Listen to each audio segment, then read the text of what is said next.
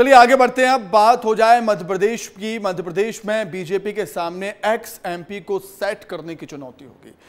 नतीजों का इंतजार है। जब नतीजे आएंगे तो एक्स एमपी का क्या होगा ये देखना दिलचस्प होगा। बीजेपी के 8 पूर्व सांसदों के पुनर्वास पर सस्पेंस बरकरार है कि आखिर इनका क्या होगा, क्या होने वाला है। इससे जुड़ी एक रिपोर्ट देखिए, फिर उस पर करेंगे हम विस्तार से चर्चा। मध्य प्रदेश में बीजेपी के भीतर नेताओं को जिम्मेदारी देने के लिए काफी मशक्कत हो रही है। संगठन के सामने चुनौती है कि कांग्रेस से आए नेताओं को मौका मिले, लेकिन जिम्मेदारी देने की सूची में एक्स एमपी भी मतलब एक्स सांसद भी शामिल हैं। साध्वी प्रज्ञा सहित 8 सांसदों की पुनर्वास पर सस्पेंस बरकरार है। 3 महीने से अधिक समय होने के बाद भी उन्हें कोई जिम्मेदारी नहीं मिली। हालांकि चुनाव प्रचार के दौरान पूर्व सांसद गायब रहे। लोकसभा चुनाव का नतीजा कुछ भी रहे, लेकिन एक सप्ताह बाद मध्य प्रदेश के 8 मौजूदा सांसदों का बेकाम होना तय है। 4 जून के बाद इनके नाम के आगे भूतपूर्व का तमगा जुड़ जाएगा। इनमें भोपाल के सांसद प्रज्ञा सिंह ठाकुर हैं, सागर के राज बहादुर हैं, बालाघाट में ढाल सिंह बिसेन हैं और ग्वालियर सांसद विवेक शेजवलकर भी शामिल हैं। आइए एक नजर जो भूतपूर्व हो जाएंगे। साध्वी प्रज्ञा सिंह ठाकुर भोपाल, राज बहादुर सिंह सागर, विवेक शेजवलकर ग्वालियर, ढाल सिंह बिसेन बालाघाट, छतर सिंह दरबार धार, रमाकांत भार्गव विदिशा, केपी सिंह यादव गुना, गुमान सिंह डामोर रतलाम। इस मसले को लेकर बीजेपी कांग्रेस का क्या कुछ कहना है वो भी आपको सुनाते हैं।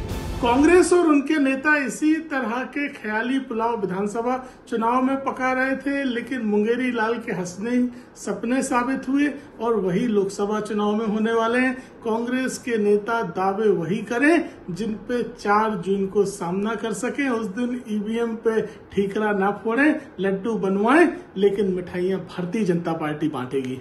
देखिए, अगर भाजपा की अगर आप फितरत को समझते हो तो ये यूज़ करने के बाद दूध में से मक्खी की तरह निकाल के बाहर से आए हुए लोगों को फेंक देते हैं।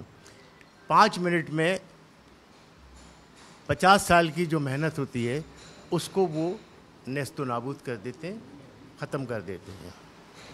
2 मिनट दुपट्टा पहनाते हैं और सालों की जो मेहनत होती है उसको समाप्त कर देते हैं।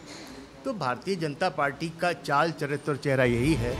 बीजेपी संगठन ने इन सभी सांसदों को फिलहाल कोई नई जिम्मेदारी नहीं दी। इन सभी को अब अपने सियासी पुनर्वास की चिंता भी सताने लगी। इसके विपरीत जनार्दन मिश्रा रीवा, रोडमल नागर, राजगढ़ और मंदसौर में सुधीर गुप्ता चुनावी मैदान में जीत के हैट्रिक लगाने की चिंता कर रहे हैं। अब देखने वाली बात होगी कि पार्टी इन सभी सांसदों को लेकर क्या कुछ फैसला लेती है। ब्यूरो रिपोर्ट, विस्तार न्यूज।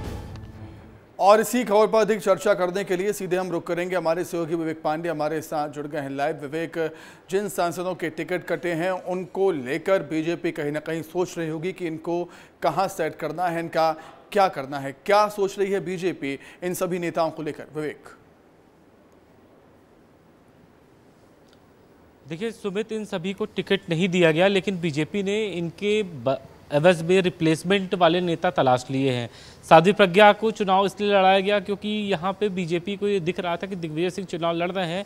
ऐसे में दिग्विजय सिंह के सामने कोई ऐसा हिंदू चेहरा पेश करना चाहिए जिससे दिग्विजय सिंह को डेंट हो और कांग्रेस के खेमे में कटौती हो। दिग्विजय सिंह चुनाव भी हार चुके हैं। ऐसे में कई नेता हैं जिनको रिप्लेस कर दिया गया है। गुना से केपी यादव, ढाल सिंह बिसेन, रमाकांत भार्गव। शिवराज सिंह चौहान की सिफारिश में 2019 में उनको टिकट मिला। अब जब शिवराज सिंह चौहान खुद चुनाव लड़ रहे हैं, लोकसभा का चुनाव लड़ रहे हैं, तो ऐसे में रमाकांत भार्गव करेंगे क्या? तो इन तमाम नेताओं को, करीब 8 ऐसे एक्स एमपी हैं जो एक बार चुनाव लड़े हैं, जीते हैं। ये इनकी कोई खुद की काबिलियत नहीं थी कि ये कोई मास लीडर थे। ये मोदी की लहर और राज्य सरकार के तमाम सारे नेताओं की बदौलत। ठीक है, चलिए देखने वाली बात होगी कि बीजेपी इन नेताओं को लेकर क्या कुछ सोच रही है, क्या प्लानिंग है बीजेपी इन नेताओं को लेकर। बहुत धन्यवाद